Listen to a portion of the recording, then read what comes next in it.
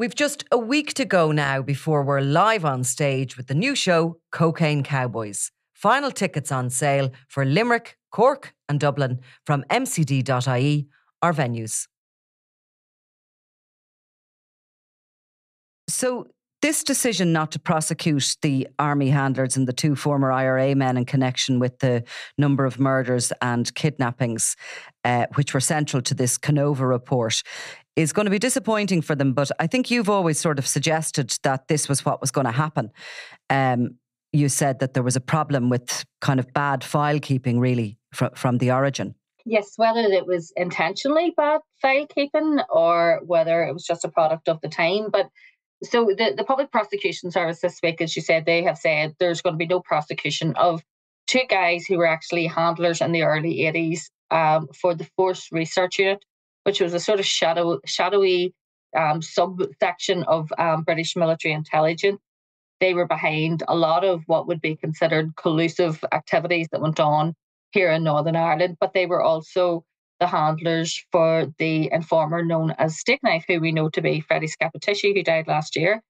So they had been referred by the Operation Kenova team to the prosecution service. There was files sent, and there was also then files sent into other suspect 3 and suspect 4, as they're referred to, and they were to alleged IRA people who had been involved in some of these murders that were under investigation. So the Public Prosecution Service have said that there would be no prosecutions. They give quite a lengthy reason why.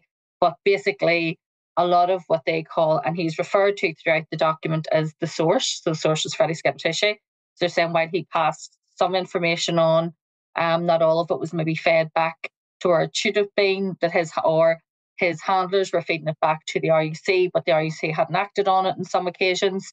And also some of it was based on hearsay. So maybe the source, or Freddie Scappaticci, wasn't directly involved in the abduction and murder of someone, but he would have known because of his role that these murders were going to take place.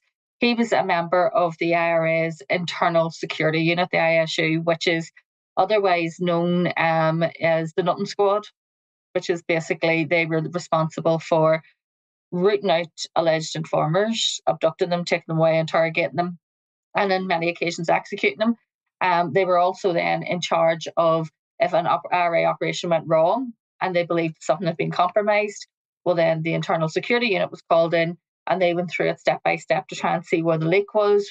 Was it an informer? Was it bad luck? What other intelligence would the RUC have had at the time?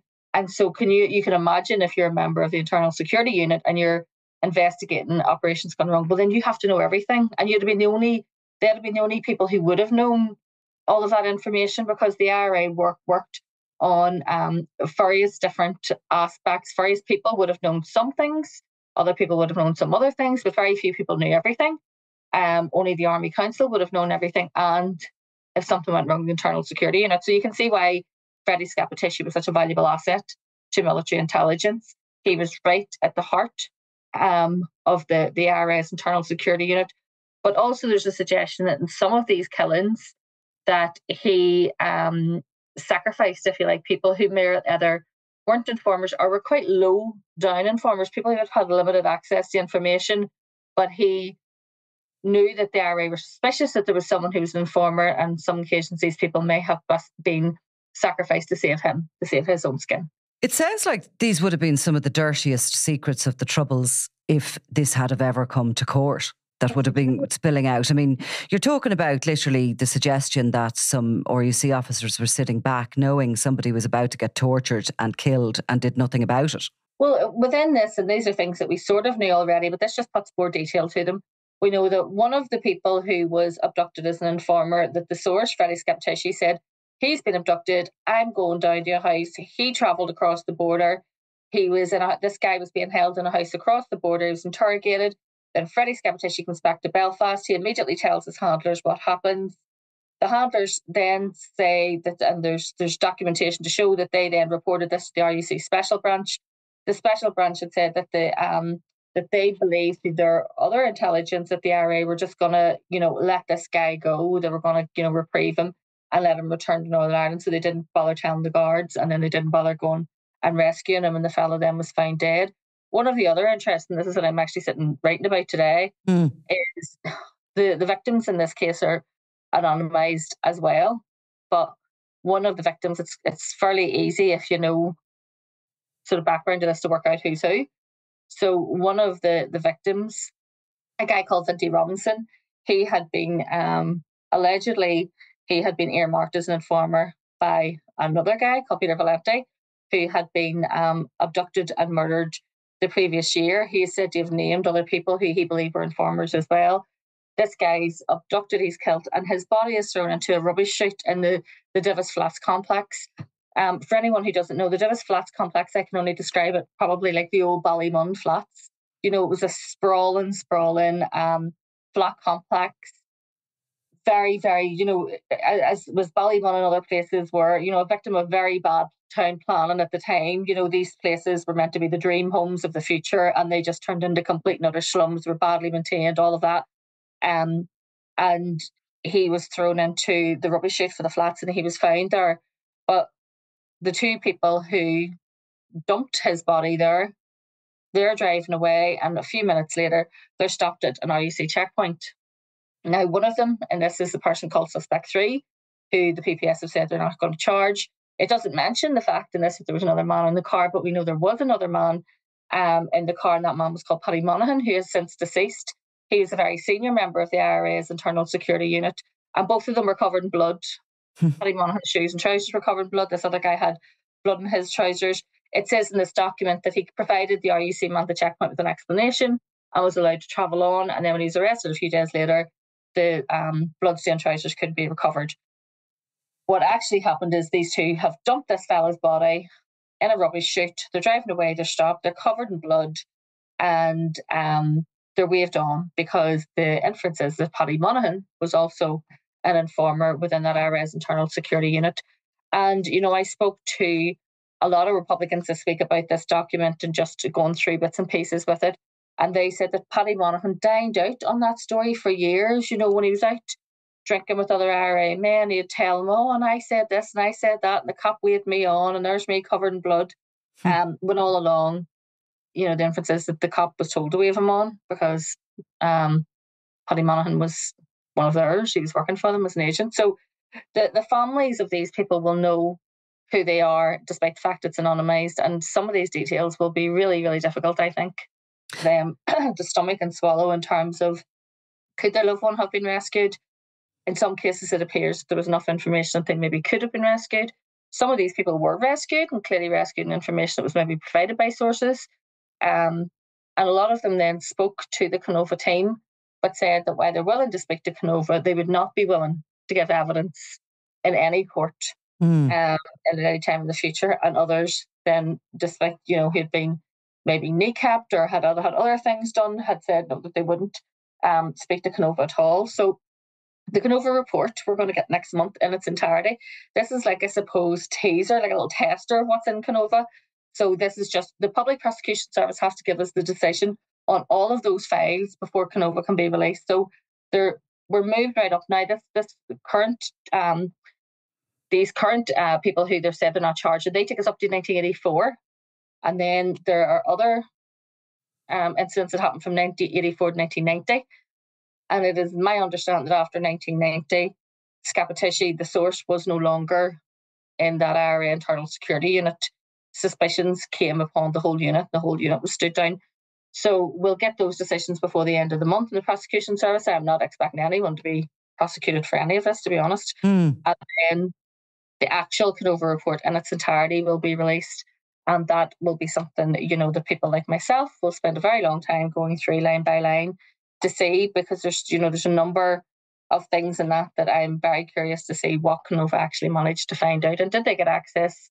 We've been told that John Boucher was given access that no one else has ever been given before to those intelligence documents, but we'll know that when we see Kenova. So are you likely to, as you go through Kenova, there's no, the people are going to be named under numbers or whatever. Are you likely to be able to name anybody that hasn't previously been named, identify people, perhaps identify the suspects 3 and 4 who are clearly still alive? Is that what you're expecting out of it? I mean, the thing about it is that no one's ever really truly anonymous in these things. So you use jigsaw identification, For instance, in this, if it says one victim was missing for 2 days, he was reported, found 2 days later, his body found close to the border, 1981. Well, that narrows that down to about one person. Do you know what I mean? So you're able to work it out there. And the same thing with the suspects, because you can say, well, if that suspect was a part of that unit of the IRA at that time, who then were they then at a later point in time? It'll say that maybe they were arrested. We'll know people who've been arrested. We'll know, so you can work it out. Obviously, legally, if that person ended up never being charged with anything, it means that we probably couldn't name them. But a lot of these people went on to serve significant periods of time in prison, and which point they will be named and should be named. So it's it's been a long time coming. And the thing about Kenova is it's been held up as an example of how we could maybe do information recovery in this place in a good way, in a way that would give people correct answers. But we don't know that because we haven't seen Kenova, but we will very soon. So now Scappaticci, who's at the centre of this, a very odd character, there has been suggestions as to why he became an informer. It didn't seem like a clear route for him, but there have been suggestions that maybe there was information around his private life that he wouldn't have liked coming out, and he was convinced to kind of operate as an informer. He died, I think, in England. He died last year in England. He had been living in witness protection since he fled Belfast back in, I think it was 2003. He was unmasked at that time by a journalist of the Sunday People and named in the Sunday papers. At the start, he tried to sort of ride that out. So what he did was he gave a press conference to 2 journalists. He denied that he was that, and then he got his sort of local paper to go on to do a sort of charm offensive and say this was all, media dirty tricks. Said that, this is the media just don't like people from West Belfast, don't like Republicans, and this is all lies. No, it's not true. And there I knew it was true because I had stood him down in 1990. So he tried to ride that out for a bit. We are told that within a day he had flown over to England. He had met with his handlers. They had said that, look, the area is on ceasefire. They're totally well into these peace talks. They can't kill you. He tried to come back and see what he could do, and then he disappeared again. We're actually told that there was a party held for him in a army barracks in England because he was such a valuable agent to them as a thank you for his many years of loyal service. And then he disappeared into witness protection, and we know that he was living for a while in the north of England. Journalists from the now defunct News of the World, using their, what they became known for, their typical, basically phone hacking, found out where he was. Right. I understand that Freddie Scappaticci got quite a large compensation claim for the News of the World for hacking his phone, which is mad. How did they get his number? So his wife was staying in contact with him, and she was making calls to him, I think, from a phone box or something somewhere, and they found this out and they had bugged that, and then they managed to get his number, and they had someone sitting outside the house, and they were going to do this big expose on him, but then Scappaticci managed to get an injunction, so he's into the High Court and said this would put his life at risk, and he basically perjured himself and said he wasn't an informer at that time. But the High Court, that judgment then stood. It meant that we couldn't publish any pictures of him after the time when he was outed, so any recent pictures, even though we believe he showed up at the funeral of his father at one point not so long ago, and there was photographs taken of him in the graveyard, but we were told we weren't allowed to use those, and you weren't allowed to say where he was living. So that order died with him, that anonymity order, and so he was living in Guildford, and sort of stockbrokers for this quite a fancy sort of middle class area of Guildford, in this very nice house. He had a girlfriend apparently at one point, and despite the fact that he clearly had a lot of money that was paid to him for his years of service and being an informer. I think it's a friend had said he's triggered Pizza Express or something, which I wouldn't. If you're living off the state's informer money, you'd expect at least, I'm not talking the Ivy, but I mean something a bit better than the Pizza Express. But yeah, type of money. Anyway, so he kept himself to himself. When all of this came out around Kenova, he disappeared then out of that house again and moved on somewhere else. He was using the name Michael, I think, at the time when he was living in witness protection. So he lived a fairly comfortable life until the end of his days, unlike the people who had been his victims. But the only thing he was ever convicted of, he was never also convicted of any of these murders because Kenova was never finished by the time he died. He was convicted of having extreme pornography, including images of bestiality, which were taken when his computers and stuff were seized.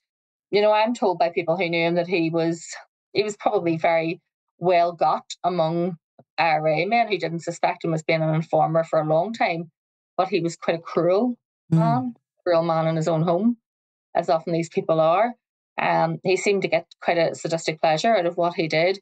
He had a methodology that he used. He would have, tortured people, and then he would have told them that it kept them awake for days on end, stripped them naked, put hoods over their head. And then he'd told them, look, you can just go home if you confess. And he'd have recorded these confessions. And then they would have been, they'd have been murdered. Anyway, yeah. Anyway, so he obviously sort of enjoyed that role, but did he obviously, this is probably a stupid question, but Kenova were never able to get at him or to talk to him. He wasn't ever going to admit anything. Several times. Kenova interviewed him several times, and I think he cooperated with them because as fully as you can, because you can see even just from the snippet that we've got, when it says the source, which is him, it's the source told or the source said or the source. So clearly he's done quite a significant debriefing with the Kenova team. The question is, was he ever going to be charged? Because remember, we're told that he was being run from the highest level of the British military. And in fact, at some point, they even said that Margaret Thatcher knew of his existence.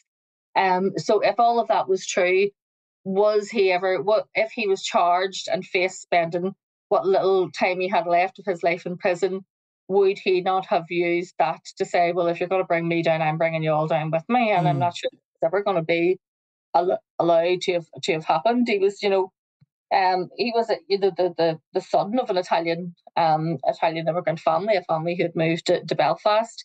He lived in the market area of Belfast, very, very promising footballer. He had trials with professional teams in England, but was told he was just a bit of a homebody and didn't like it and returned home after a few weeks.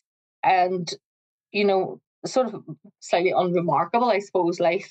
He lived quite a comfortable life in the Riverdale area of West Belfast, and he had a lovely home. But then he was a bricklayer, and trades always had a few quid about them anyway. So he was able to get away with it. We were told at that time, if you go back to the beginning of when he was informing, he was getting around 90 to £100,000 a year, which by then standards in the early 80s is a significant sum of money. It's a lot of money. Was that what attracted him to it then, do you think? Or I think I don't believe any of the stories about him being compromised, because none of them seem serious enough to compromise to do that. I do think that he had a bit of a gripe, a bit of a grudge against certain members of the IRA. He clearly didn't like Martin McGuinness, but I do think that he was motivated by self-gain and money, and he actually quite liked the whole sort of James Bondy spy, I'm doing this, but nobody knows I'm doing it. I'm pointing a finger and saying that guy over there is doing it when really it's me. I think he enjoyed that part of it. He sort of felt he was outwitting everybody as he was going along. Now, would he have been worried in the last years of his life about Kenova, about the possibility of being prosecuted, do you think? He may well have been. And I know that once his wife had always kept in contact with him, but I know that once she died, most of his family had disowned him. So I do think that he was quite a sort of lonely figure in his later point in life. There was the only people he had for friends were his former handlers, the people who he had been associated with who were members of military intelligence. He had to leave his life in Belfast behind. He would have been, I'm assuming, concerned about the level of what was going to come out. But at the same time, I do think that he was savvy enough to know that the fact so many people at such a high level knew what he was doing, that offered him a degree of protection. And also remember that even by some bad, strange chance that someone is convicted of this, at that point they would have only ever have served 2 years in prison, because as part of the Good Friday Agreement, the Sentencing Act was changed and the early release of prisoners.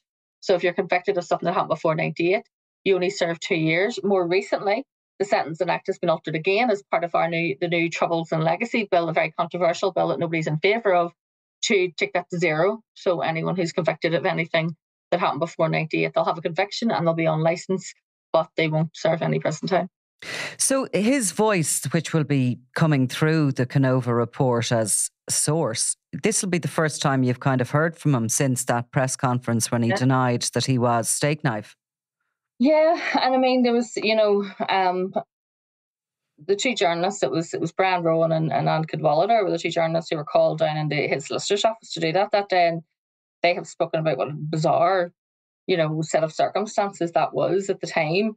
there's pictures of a man, and when you see the pictures now, he did look spooked. Like, I think he looked like he was slightly concerned. If what the IRA are saying was true, he was stood down in 1990 after an operation was compromised. It was a guy called Sandy Lynch, who was an alleged informer, was being held in the house in Andersonstown. Danny Morrison, who was then the Sinn Féin Director of Publicity, said he arrived at that house to host a press conference because Sandy Lynch had told him that his handlers told him to set up these other two IRA men from North Belfast. They said they were going to get him to say this on camera. But just as they entered the house was raided by police. They were all arrested. They all got convicted. Their convictions were later overturned, but they were convicted at the time and sent to prison. They say that was in 1990 and that he was stood down then. So for 30 years, he had lived a life which was maybe outside of the IRA, but not everyone knew that. So he would have still, and I can remember seeing him around West Belfast, he'd have still had that sort of, that sinister, ominous, I'm an IRA man. People would have still believed him to be a senior IRA man. I wouldn't have crossed him, I suppose, in that respect. But we're told that members of the IRA and senior members of the IRA knew that he had been stood down under a cloud of suspicion right from that time. That's disputed by some of the victims' families, who claim he was involved in the abduction of their loved ones much, much later after that, right into the early and mid-90s. But, Kenova will tell a tale. We'll see. How long has Kenova been underway? Over 5 years now. So it's like a massive trial, essentially, except it'll be contained within this report. A full team of investigators. It was headed up by John Boucher, who's now the new Chief Constable at PSNI. It was a huge undertaking. We were told that he was allowed access to things that nobody else has ever seen, documents that no one else has ever seen. And this was all had to be carefully pieced together like a jigsaw. And so, it will, I suppose, be the story of our conflict in terms of how it was managed and how people were managed and how all that took place. But I mean, every day here, something else happens that moves us slightly towards normalisation. Like just today, I stood up in Garnerville in PSNI training headquarters and watched when Michelle O'Neill, the Sinn Féin First Minister, showed up at our very first graduation of new PSNI officers. Sinn Féin had never attended those things before. And that, I suppose, was normal. And then that happens, and then you get a report like this, and you realise just how abnormal a place this was and how abnormal our policing system was. But, it's always good. With an eye in the past, but it's always good to look forward as well. And you're obviously not surprised that there's no prosecutions in these cases anyway, and I'm sure the families are very disappointed. But are you expecting what is in Kenova to be, like, is it going to shock you? Or are you going to be... You're going to know it. There's probably a lot of quite worried people in relation to what's in Kenova. I think that there'll be a lot of this has been picked over before. Some of it will be completely new. There'll be revelations. There'll also be people who know that you can jigsaw identify who they are through this, and if they're also then unmasked as being sources or informers, well, then that can be quite uncomfortable. And it's also quite uncomfortable, I think, for that old leadership of the IRA, some of whom are now, have moved on into Sinn Féin, because the level of infiltration is it has to be an embarrassment to them. And you see, the thing about it is, this is and I say this as someone who comes from that community, every one of these victims was from a nationalist Republican community, because the majority of them were IRA members who were accused of being informers. And the shame and the stigma of that stayed with them, which is why they don't give interviews. You don't see these families coming out and speaking. In the main, some of them have, but in the main, most of them have remained, behind their solicitors and let their solicitors do the talking for them, because they've carried with it a great stigma. Their funerals were held, early in the morning with maybe, a handful of family members, and they were whisked off quietly to be buried. In some cases, they were never spoken. I remember years ago speaking to one family of a man who was killed, and he had been, a young father at the time, and they were saying his children were just never told. They were never told how their father died, because they didn't want that embarrassment and shame following them around, because there was a stigma to being a police informant at that time. So I think for a lot of them, I really hope that it gives them some sort of peace, that they know that, that they were victims and they have nothing to feel ashamed of.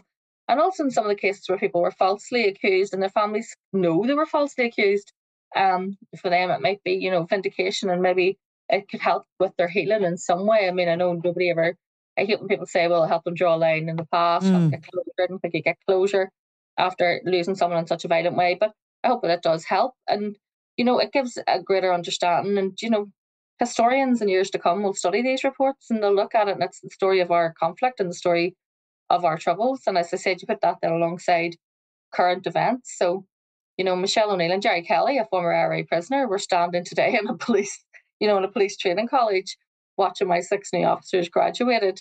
If you'd have told me that was going to happen 25 years ago, I'd have thought, wise up to yourself. What about John Boucher? How's he getting on in his new role? He seems to be doing well. He's not doing any big sit-down piece interviews until after Kenova, because obviously, he doesn't want to be seen that that's a conflict of interest. But I noticed that there's a different attitude about the place. There's a different atmosphere. We had a policing board meeting last week, or the week before, sorry, and it was incredibly, positive in terms of what his plans are and what he's planning to do. We have an executive back up and running again, so the extra money that he needed should be coming his way very soon. He's going to start recruitment again because officer numbers are so low. Improving morale, all of that sort of thing. And then it's, improving the confidence of the public. And Michelle O'Neill, I asked her about that today in terms of nationalist, confidence in police, and she'd said that she hoped by her being there at something like that it would give people confidence and encourage young people who want to become members of the PSNI that they can, that a career that's open to them, because a lot of times I still think that, young people from a Catholic nationalist background don't consider that, or if they do want to be police officers, they tend to go somewhere else and do it, to go to England or Scotland or down south, because they just don't feel that they can do it here. And hopefully that will change. So how is this Kenova report going to be released? Will we have the usual little bit of a drip feeding of it in the run-up to... Something, it reminds me of, we had those big inquiries, the big sort of Billy Wright, Rosemary Nelson inquiries, and they used to lock you in a room and hand you, take your phone off you and leave you there for 2 hours with a notebook, and then you're meant to miraculously, emerge in this room being an expert on something that's about, freaking 3,000 pages long. So I imagine it'll be done in that sort of controlled way. And, there's nothing journalists hate more than being locked in a room without a phone. It gives me anxiety. Oh, completely. And it sounds like cramming for your leaving cert. I mean, this is going to be, hundreds of pages long, yeah? Yeah, oh God, yeah, hundreds of pages long. And so, yeah, I imagine it'll be something like that. We'll get it that day. There'll be an embargo on it, and then we'll have to go out and present it to the world as if we know exactly everything that's in it. And we'll spend, just like all those other reports, time, and any time we have, going through it and looking for where the big lines are and where the big stories are. But, journalists hate being locked in rooms. I was tweeting today because they locked me in a room in Carnival with all the other reporters, and I was not happy about the whole situation at all. Now, did they actually lock you in there? Detention. I thought I was being detained. But yeah, they eventually let us out for the press conference, and I was able to go home then. So will Kenova eventually be published for everyone to read?